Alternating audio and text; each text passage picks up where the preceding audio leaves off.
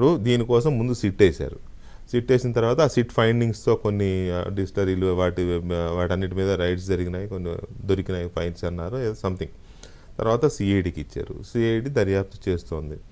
Okay, దర్యాప్తులో లోపాలు ఉన్నాయని మనం అనడానికి లేదు, ఎందుకంటే వాళ్ళు ఎలా చేస్తున్నారో ఏంటో వాళ్ళకి తెలుసు. అంత తేలిగ్గా పై మెరుగులు చేస్తారని నేను అనుకోను. కానీ సిఐడి దర్యాప్తు జరుగుతుండగానే ఈ కార్యక్రమాలు, అసలు వాళ్ళు ఎవరో ఏంటో తెలియదు, అందులో ఎవరున్నారో తెలియదు, ఎవరు ఇన్వాల్వ్ అయ్యారో తెలియదు. జగన్మోహన్ రెడ్డికి తెలుసు అని తెలుసు మనకు, అంతవరకు ఇంకా మిగతా వాళ్ళ సంగతి ఏం తెలియదు. వాళ్ళు ఎలా వెళ్ళిపోతున్నారు ముందస్తు బెయిల్స్కి? ఇక్కడ పోలీసు ఇన్వెస్టిగేషన్ని మనం కొంత అనుమానంగా చూస్తే చాలా లోపాలు కనపడుతుంది. లీకేజీలు చాలా కనపడుతుంది. లీకేజ్లే. నేను మొత్తం అంత చెప్తాను, ఎందుకంటే అనుమానంగా చూస్తే అన్ని అనుమానాలు చాలా బొక్కలు ఉన్నాయి. కాదు, పోలీసులు చాలా స్ట్రాటజీ ప్రకారం చేస్తున్నారు అంటే దానికి సంబంధించి కూడా అంత వీళ్ళు నిజంగా స్ట్రాటజీ వేశారేమో అనుకోవచ్చు. స్ట్రాటజీ ఏంటి అంటే మీరు చెప్పినట్టు ఇప్పుడు సెప్టెంబర్లో 23, 24 తారీఖునో కేసు బుక్ చేసిన తర్వాత అతన్ని అరెస్ట్ చేయటానికే చాలా టైం తీసుకున్నారు.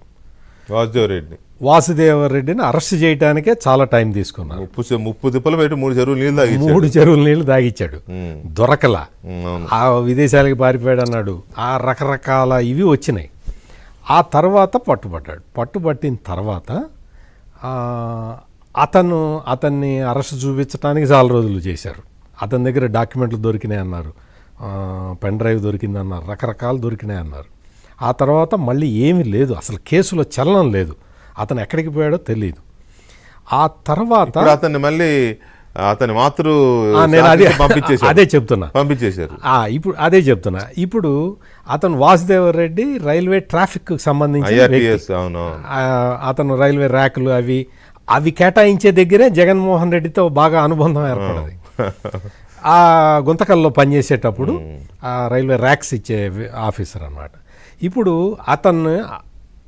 అతన్ని రిలీవ్ చేయటం అంటే అతన్ని రిలీవ్ చేసేసి కేసులో ఇంకా ఇదే ఉంటుంది, ఒక పెద్ద అనుమానం వస్తుంది. అదే కదా. ఇది కాకుండా పోలీసులు స్ట్రాటజిక్గా వ్యవహరించారు అని చెప్పడానికి ఏంటి అంటే దీన్నే కొంచెం మార్చి చెబితే ఆయన వాసుదేవరెడ్డిని పట్టుకున్న తర్వాత ఆయన 161, 164 స్టేట్మెంట్ ఇచ్చాడు జడ్జి దగ్గర కూడా. ఆ స్టేట్మెంట్ ఇప్పించే వరకు వెయిట్ చేసి తర్వాత గవర్నమెంటే రిలీవ్ చేసిందా అంటే పోలీసులు చెప్తే గవర్నమెంట్ రిలీవ్ ఆర్డర్ ఇచ్చిందా అనేది ఒకటి. ఆ 164 స్టేట్మెంట్లో చాలా రకరకాల పేర్లు ఉన్నాయి అని చెప్పి ఇది ఆ పేర్లే ఇవన్నీ అని మనం అనుకుంటున్నాం. కానీ వాళ్ళకి ఏం ప్రూఫ్స్ ఉందో తెలియదు, కోర్టుకి వెళ్ళారు. వాళ్ళు కోర్టుకి వెళ్ళారు. వాళ్ళు కోర్టుకి వెళ్ళటం అంటే మిథున్ రెడ్డి వెళ్ళాడు, రాజు కసిరెడ్డి వెళ్ళాడు, వీళ్ళ పేర్లు ఎఫ్ఐఆర్లో లేవు అని చెప్పి వీళ్ళు ప్రాసిక్యూషన్ చెబుతూ ఉన్నది.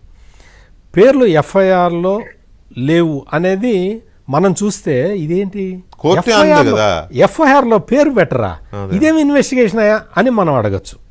కానీ అది వాళ్ళేమో స్ట్రాటజీ ప్రకారం చేస్తున్నారేమో మనకు తెలియదు. స్ట్రాటజీ ఏంటి? స్ట్రాటజీ వీళ్ళందరూ సుప్రీంకోర్టు దాకా బూడిదండి, మీరు స్ట్రాటజీ అంటారు. ఇప్పుడు అంటే కోర్టు చెబుతోంది ఏమని, అరే బాబు మీ నిందితుల జాబితాలో మీ పేర్లు లేవు, మీరు యాంటిసిపేటరీ బెయిల్ కోసం రావడం ఏంటి అని కోర్టు చేసింది పిటిషన్. అంటే వీళ్ళు సుప్రీంకోర్టు దాకా వెళ్ళినా ఇదే చెప్తారు కదా, ఏమో ఇదే చెప్తారు, ఏమో 100% ఇదే ఏమో. అంటే నీకు ఎఫ్ఐఆర్ లో పేరు లేదు, ఏ ధైర్యంతో వెళ్ళాడో సుప్రీంకోర్టుకి, హైకోర్టుకి వెళ్ళినట్టే సుప్రీంకోర్టుకి వెళ్ళాడు. అంటే ఉంటుంది అక్కడ ఇవన్నీ జడ్జి రామకృష్ణ గారికి ఇంకా బాగా తెలుస్తాయి, మనకన్నా బాగా తెలుస్తాయి.